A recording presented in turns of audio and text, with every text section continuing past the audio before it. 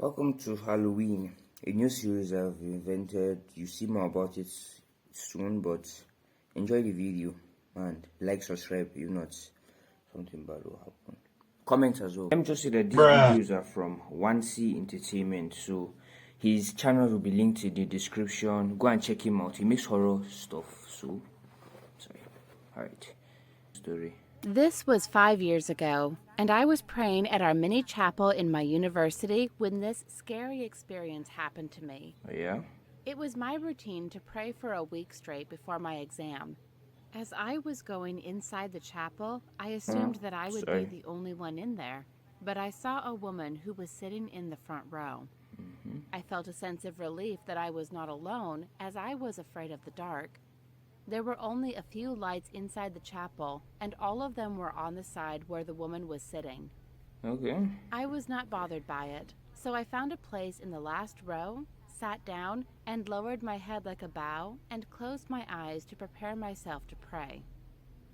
Soon after, I felt a bit strange, so I opened my eyes for a moment. I looked at the woman and noticed that she was now kind of nearer to where I was sitting. Oh, it's she like was in the third row, which was a bit weird because she was in the first row when I saw her a moment ago. I shrugged it off, thinking that maybe the woman had moved without me noticing, or I was just imagining things. I lowered my head again, then the strange feeling crept back.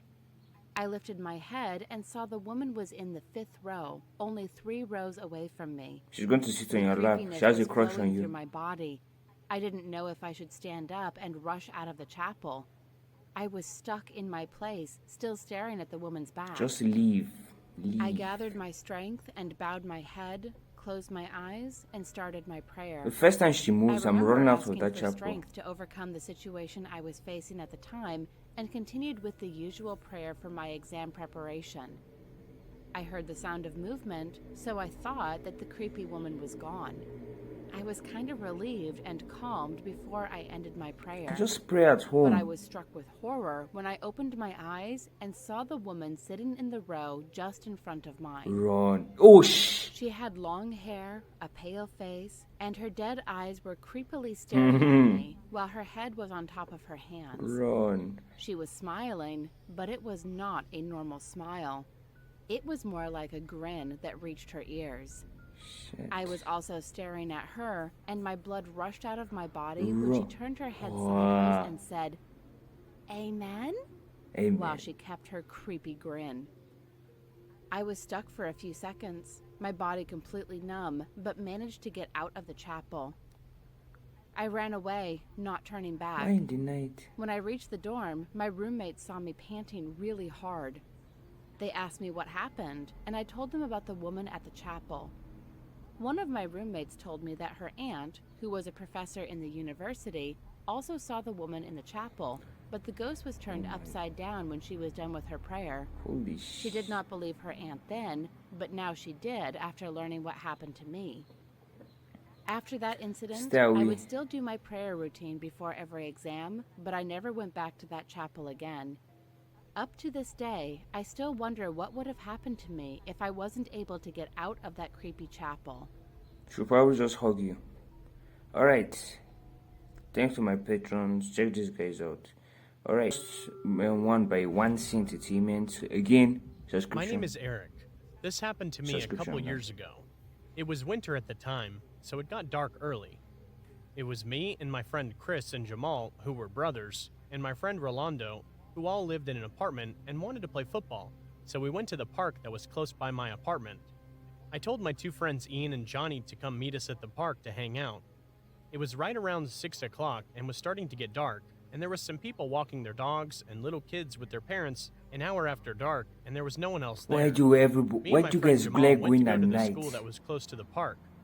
We walked and talked for about 5 minutes, and my friend Johnny texted me saying, "Yo, where the f*** you at?" And I replied, "We just barely left." And he said, "Come back." So me and Jamal went back, where we saw Ian and Johnny run up to us. They told me and Jamal that there was some dude watching them, but Chris and Rolando didn't care and were just tossing the ball. They said they were being paranoid. I asked them to describe what the man looked like. He He said he had a buzz cut and had a beard. He's from military. I looked around and saw a man who was watching us behind the school building, poking his head around the corner. I asked them if that was the man, and Ian and Johnny said the man they saw had a beard, and they pointed out how the guy peeking around the corner had no beard, but he still looked really weird, like he didn't have any teeth. After a while, I saw the man they were talking about. He was on the other side of the building, the man with no beard was. Twin perverts. And I got freaked out and said, we should leave. Yes. So me, Johnny, Ian, and Jamal were all sitting on a bench, and Chris and Rolando were still throwing the football. And they were about 50 feet away. So we yelled over to Chris and Rolando, telling them we were leaving. Yeah. And then I heard Ian scream. So we all turned around and saw the two men running after us. But Chris and Rolando were far away, so the men were following them for some reason. So we went the direction toward Ethan's house, even though his house was the furthest away. I heard Rolando scream. Yeah, 5. As soon as we got to Ian's house, me and Johnny threw up outside of his house because we were running so much. We saw Chris and Rolando's face, and they were shocked. We went into Ian's house, and his parents asked us what happened, and we told them the whole story. Grab the But shotgun. Chris and Rolando were so scared and weren't talking. We asked them what happened, and they said while they were running, the man with the beard grabbed Rolando's arm until Chris punched the man in the face. Nice. And the other man was yelling, "They're running!" And when they were far from the men, they saw two other men way bigger holding a bat, and one was holding a large knife. Shit. Ian's parents called the police, and the men were never caught. Now I hate going outside late. Why do you go outside late? Next story. Due to working overtime, it was almost 1 a.m. when I finally left work. And by the way, I live in the Philippines, and at that time of night, there were very few people waiting to ride home.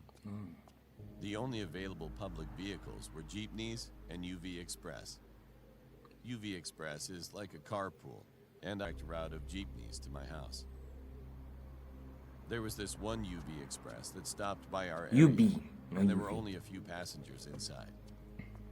There was a man at the back, one woman in the middle, and another man beside the driver.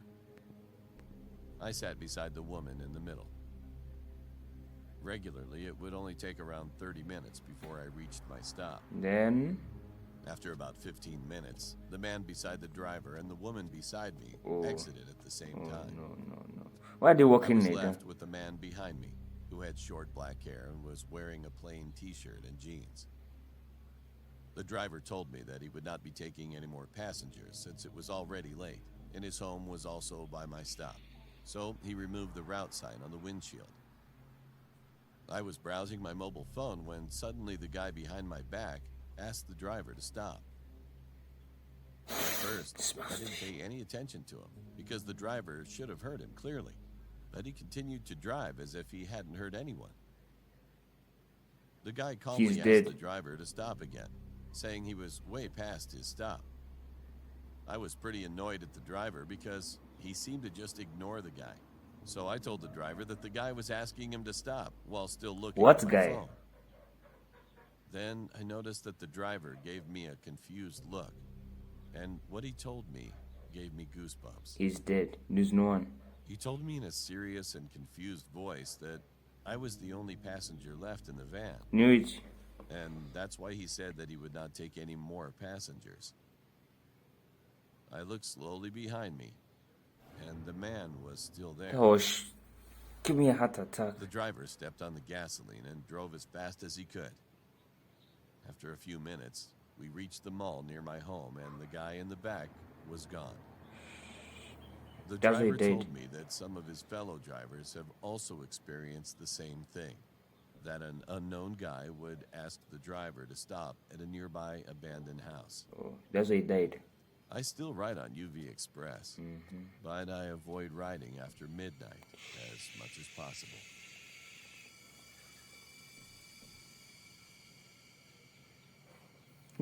I like the jump scares, though. True kidnapped horror story. Colex Cage. This happened 6 years ago. I was home when I heard my doorbell ring, and it was my friend who asked if I wanted to go outside to the parking lot. Is it creepy stuff? No, sorry. I said, sure, I'm not doing anything else at the moment. The parking lot was big. It was next to a football field, a large office building, and had a church nearby. But anyway, here's what happened. His brothers came up to me and we decided to play a game of hide and seek. Well, the place was big and open, so we had to use the building Is and it cars dark? to hide around. When That's we my were only about question. to start, a random man came out of nowhere and asked if he could join us. My friend said yes, and then pulled me aside and Hey, kids who want to play hide and seek with me? I'm a grown man. I don't have any friends. Oh. and I agreed with him. Then his brothers came by and asked what we were doing now, and I said we should just leave. But my friend didn't care and said, let's just play along, and when he goes to hide, we'll ditch him. I said, what? Are you nuts? And he said, trust me. But when we were about to go, he wasn't there. So we decided to go to the building because there was a party going on over there, and we could ask for help. We were about to enter the building, and the man came out of nowhere in his car with 3 children in the back of the Oh car. shit. The man started teasing us, and the last thing he said was, aren't you afraid of the dark? And laughed. I said, no. I'm not and then he scared. said, give me 5. And as stupid as I was, I high-fived You him. idiot. And then he started pulling me in his car through the window. My friend and his brothers tried to help pull me back, but the man was too strong. I started screaming that the man was a crazy maniac. With his and kids. the girls in the back of the car laughed. Girls? Then Okay. he let me go and sped away. People came out of the building because they heard us screaming, and my father came up to check on us. I was so relieved, and me and my friend told him everything. My dad took me and my friend home, and then called the police, but the man was never found. That's the devil. This happened last year when I was 15 years old. I badly wanted a new iPhone since my brother had broken mine. Hell. Oh, But I sorry. was thankful that my brother broke mine because mine was the iPhone 6 and the latest model was the iPhone 11 Pro Max. But that was like $1,000. Oh. There was no way my parents would get me that one. So just manage. So I had to get a job. Buy an first. Android. I got a job at Target, and I mostly had late hours for my shift. My coworker, John, was a nice person. He helped me around a lot. I don't trust him. One night, my parents and siblings were out of town, so that meant I had to walk home. But it was late, so I asked John for a lift. I don't trust him. I told him the directions to my house, but he did not listen to me. We drove for about an hour or so until we reached an abandoned restaurant that was open. I was begging John to leave this place, but he just pulled me and dragged me inside. I totally. There, I saw a woman that was tied to a chair and looked like she hadn't slept in years. Yes, John don't led me over to a chair exaggerate. and tied me to it. Then I saw a Punch crazy him on his look in his dick. eyes that I had never seen before. I couldn't believe that I had trusted him. Don't trust. He locked the door and went to another room. Trust no one. Good thing he didn't cover my face, so I spoke nervously to the woman. She told You have me an that iPhone? he was a part of a group that kidnapped women and harassed them and killed them after. Oh. They always escaped if the police were involved. I was so scared that I actually thought I was gonna faint. But not only was I beautiful, but I was also smart. Yeah. I broke myself I'm beautiful and free smart. quietly and helped the woman on my left. We snuck out and I got in my car. I could see John's silhouette staring at me and smiling. We called the police while driving off. I the hate road. seeing them We leave. met up with the police 2 Wait, how does the hours scene later go? and went to the abandoned restaurant. But John was nowhere. I hate to say them leave, but I love to see them go. I don't know how the scene goes. If I had been 2 seconds late to drive away, what would have happened to me? He'll give you an iPhone. Oh. I was working in a 4-star hotel in Las Vegas. 4 My job stars? was to greet the guests, show them How their come to rooms, 5 and stars? help them if they needed. I was a good friend with my coworkers, so I always had someone there to accompany me.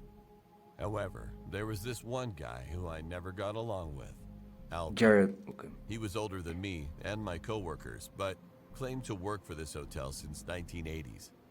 He was always looking a little weird. Depressed. He always looked tired, as if he never got enough sleep. And he would always yell at my coworkers if it didn't go his way. I never cared, as he knew I was never going to just stand there and listen. This incident appeared on the 15th July 2014. Oh, I was working just like I would normally do, but I had a strange feeling, as if something bad was going to happen. But I shook it off and continued working as usual. That was until I saw Albie coming down and walk out. Low abs, I man. was a little confused, but I had more things to worry about. A few seconds later, I heard someone scream on the second floor. Me and my coworkers freaked out and ran upstairs in the hallway, only to find my coworker Gally on the floor. He had been shot twice, one through the hip and the other through his arm. Okay. I picked him up while my coworker Teresa ran to dial 911. The police and ambulance arrived shortly, and Gally was taken to the hospital. Everyone was questioned by the police. A few minutes later, No the one boss snitched. who just arrived asked, "Thomas, Alpha. being spooked over what just happened," I replied, "Yes, boss." "Have you seen Albie?" Boss asked. "He walked out just before the accident without telling me anything, sir," I replied. A few hours later, we were told that Gally had survived. However, he was in a coma due to the injuries. The only thing going through my mind was, thank God he is okay. We were all sent home that evening, and the half of the second floor was closed for investigation. The next day, a customer from the end of second floor claimed she could hear something underneath the bed. There weren't any animals, as the hotel rooms were cleaned up every day. No snake hotel. However, we went in the room and moved the guest to another, just so we could find out.